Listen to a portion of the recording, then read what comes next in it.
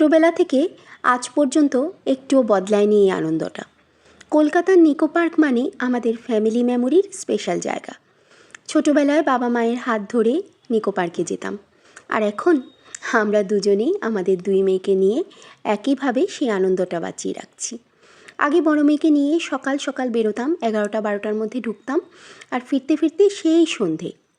আর এখন তো ছোটো মেয়েটাও যুক্ত হয়েছে।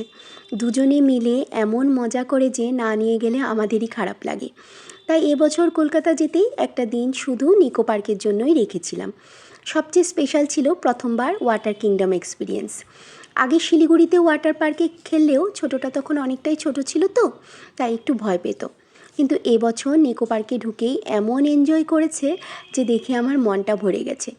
আমরাও সবাই মিলে দারুণ মজা করেছি। এইবার আমরা water plus thriller park combo ticket কেটেছিলাম।